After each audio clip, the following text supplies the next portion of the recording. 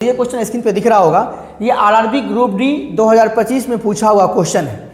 इस क्वेश्चन को हम सेकेंडों में कैसे करेंगे, ये प्रॉफिट एंड लॉस से पूछा गया क्वेश्चन था, है ना। क्वेश्चन बोला कि एक दुकानदार है ना, ने एक वस्तु 12.5% लाभ पर 85.50 में बेची। यदि उसने 81.70 में बेचा होता तो उसका लाभ या हानि प्रतिशत कितना है। देखिए अब इस क्वेश्चन को हम सेकेंडों में सॉल्व कैसे करेंगे, तो सीधे हम बनाते हैं। तो चलिए अब यहाँ पे देखिए 12.5% का लाभ होता है तो इतना में बेचता है, यानी यहाँ पे एसपी दिया हुआ है। तो 12.5% का फ्रैक्शन कितना होता है बताओ। 12.5% का फ्रैक्शन आप सभी को हम याद करवाए हैं, 1/8 होता है, 1/8 होता है। यानी कि हालांकि आपको बोले हैं कि एक से लेकर के 1/20 तक का फ्रैक्शन आप याद रखो। निकालें कैसे, ऐसे निकाल भी सकते हैं कि सर 12.5% है ना, यहाँ से परसेंटेज हटाएंगे नीचे में 100 हो जाएगा और यहाँ पे एगो जीरो और पॉइंट हटाएंगे तो इसको काट देंगे तो 25 25 125 और 25 चौका 100 जीरो, यानी कि 1/8 यहाँ पे आ जाएगा। तो 12.5% का फ्रैक्शन का मान 1/8 आएगा। ये हमको याद होता है ना जी। इसको एग्जाम में करना नहीं है, ये आपको याद होना चाहिए। तो इसमें तो आपको टाइम लगभग नहीं करेगा, इस टाइम को हम काउंट ही नहीं करेंगे। चलिए अब हम क्या बोलेंगे, सर अगर ओरिजिनल मान हम मान लेते हैं 8 है, यानी कि मान लीजिए कि सीपी 8 था, सीपी कितना था 8 था, तो हमेशा बताते हैं कि फ्रैक्शन वैल्यू का मतलब होता है कि अगर ये 8 है तो उसका 12.5% 8 का एक ही होगा। हमेशा बोलते हैं अगर हमने कहा देखो 25% का फ्रैक्शन कितना होता है, 1/4 होता है, तो 4 का 25% हमेशा एक ही होगा।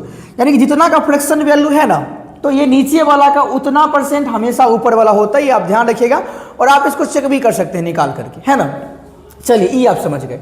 तो यहाँ पे हमने कहा देखिए अगर 12.5% का लाभ हुआ है तो अगर 8 हम सीपी को ले लिए तो यहाँ पे एसपी कितना हो जाएगा, एसपी हो जाएगा 9, एसपी कितना हो जाएगा 9।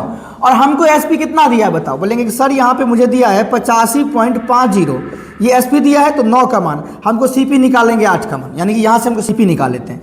अब यहाँ पे देखो यहाँ से पॉइंट हटा दो, 00 हो जाएगा, 1 से 1 यहाँ पे कट जाएगा, ठीक 1 से 1 कट जाएगा। अब यहाँ देखिए फिर काटेंगे, 9 से डायरेक्ट कटेगा संख्या, है ना, या तो 5 से भी काट, 9 से काटिए, 9 से 10 बार में कटेगा और 9 नंबर 81, 4 9 25 45, ठीक। फिर 5 से कट जाएगा तो 5 से 5 5 नंबर 45 और यहाँ 5 दूनी 10 और 2 से काट दिए 4 बार में, तो बोलेंगे 19 चौक 76, यानी कि मेरे पास सीपी कितना आ गया, सीपी आ गया 76। कितना आ गया, तो ये जो यहाँ पे एसपी दिया था 85.50, इस पे 12.5% का लाभ हो रहा था, तो इसका सीपी कितना आ गया 76। अब ये बोल रहा है कि ये जो है इसको कितना में बेचेगा, इतना में बेचेगा, तो लाभ या हानि आपको निकालना है। तो बोलेंगे 76 का सामान कितना में बेचना है, 81.70 में बेचना है। तो बोलेंगे सर यहाँ पे कितना बढ़ रहा है, तो 5.70 का प्रॉफिट होगा, है ना। और ये 5.70 का प्रॉफिट किस पे होगा, तो हमेशा सीपी पे 76 पे होगा और गुने 100, ठीक। अब यहाँ पे यहाँ दशमलव हटा देंगे तो 00 हो जाएगा, 1 0 1 0 और यहाँ से 2 0 कट जाएगा। अब यहाँ पे 19 से 4 बार में कट जाएगा और 19 से 3 बार में कट जाएगा, ठीक। 2 से काट दिए 2 बार में और 2 से काट दीजिए 15 बार में, यानी कि 15/2, यानी कि 7.5% का हमको क्या हो रहा है जी, प्रॉफिट हो रहा है। और यहाँ पे ऑप्शन था 7.5% का profit, D for Devdas the correct answer. तो यहाँ पे जो है ऑप्शन डी सही था, है ना। तो हालांकि हमने इतना समय लिया आपको समझाने के लिए, अगर मुझे सब कुछ आता है और क्वेश्चन को सॉल्व करने जाएंगे तो सेकेंडों में होगा। देखिए कैसे होगा, सीधे क्या लिखते हैं 85.50 लिखते हैं, बोले से कितना का 12.5% का लाभ, यानी कि सर ये 9 का मान दिया 8 का, इतना एक स्टेप करते और यहाँ से सीधे काटते, 00 यहाँ पे डालते, 1 0 से कट जाता, 9 से 10 बार में और 9 नंबर 81 9 5 45, ठीक। यहाँ से फिर काटते 5 से 2 बार में, 5 से काटते 19 बार में, है ना जी, और 2 से 4 बार में, यहाँ पे 76 आता और 76 आ गया। अब यहाँ पे ये सीपी आ गया, इसको फिर कितना में बेचना चाहता है, तो 81.70 में, है ना जी। तो बोलेंगे यहाँ प्रॉफिट कितना था, तो बोलेंगे 5.7 का, कितना पे 76 पे और गुने 100, बस इतना करना था हमको। इसको हटाएंगे तो 1 0 यहाँ हो जाएगा।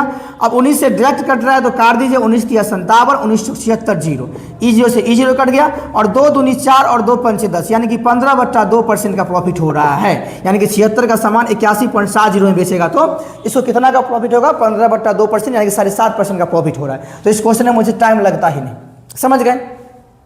आपको ये पढ़ाने का मेथड अच्छा लगा तो लाइक कर दीजिए और चैनल पे नए हैं तो सब्सक्राइब कर लीजिए, ताकि इस तरह का जो लेक्चर है आता ही रहेगा।